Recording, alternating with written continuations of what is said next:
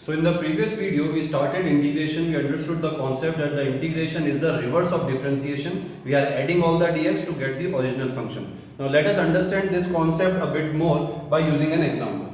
Suppose we are given a function y which is equal to 3x square. Y is equal to 3x square. Now if we differentiate 3x square, then it will come out to be 6x. That means if I integrate 6x, I should get 3x square again. Let us see this. If I am integrating 6x with respect to x, then this requires the formula of xn dx, integration of x to power n with respect to dx, and the formula is given as x to the power n plus 1 upon n plus 1. We will add the power, we will add 1 to the power and we will divide with same n plus 1 power. Okay, apply this here. 6x, now 6 is a constant cannot be integrated to get a function, constant will remain as it is, so we will leave it out of the integration. We will integrate x with respect to dx, so you will get 6x, x has the power 1 here, so applying this formula we will get 1 plus 1 upon 1 plus 1, so you will get 6x square upon 2, or we will get 3x square. Now this 3x square is equal to the original function. So if we differentiate a function, we will get a certain value. If we integrate this value, we will get the original function again. This is the relation between differentiation and integration. Now let us understand one more thing. If you look in your textbook and you get to the list of formula of integration, you will find that there is something else also written there. Integration of x to the power n with respect to x, it will be given as x to the power n plus 1 upon n plus 1, and there is another term c written. You can see that in your books. What is this c? This c is called integration constant. It is a constant which is generated in the process of integration, and this constant we denote here as c, and this constant is added to the answer. Let us see from where this constant comes. Why do we need a constant to add separately? Let us take an example that y is equal to 3x square plus 4. This is the function of y in terms of x that is given to us. Now if we differentiate it, then we will get 6x, because differentiation of 4 is 0. We will differentiate 3x square, which is equal to 6x. Now if I integrate 6x, I should get 3x square plus 4 again. Let us do that. 6x dx, if I integrate this will be equal to x to the power 1 plus 1, this formula, upon 1 plus 1, and I will get 6x square upon 2 and 3x square.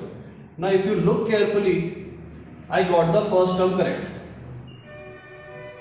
but I do not have any 4. So this is one of the disadvantages of integration, that it does not calculate the constants during its process. If the original function, if the function of the graph, if the wave has a constant term in it, then that constant term cannot be achieved directly from the integration. Hence, what do? We assume that there must be some constant that is generating in the process of integration, so we write plus c. Now this constant can be 0 also, it can be any value, and if sufficient conditions are given in the question, then we will be able to find that c will become 4 for this particular function.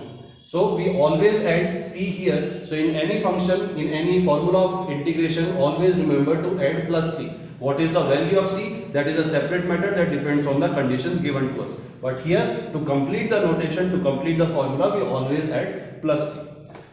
Now let us do some important examples.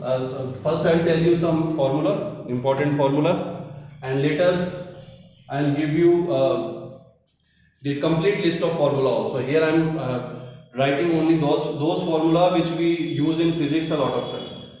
So first one is this is the most general formula. Second is the variation of this formula when you are integrating dx.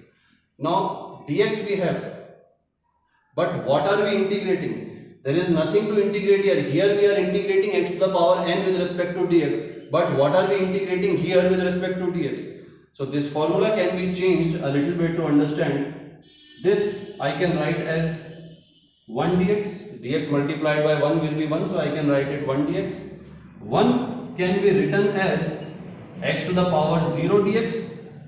Any variable, any constant to the power 0 will be equal to 1. This is the law of exponent, we already know that. So x to the power 0 equals to dx. Now if I integrate this and apply this formula, I will get x to the power 0 plus 1 upon 0 plus 1 plus c, or I will get x plus c. So integration of dx is equal to x plus c. It is an important thing. Generally students get confused here.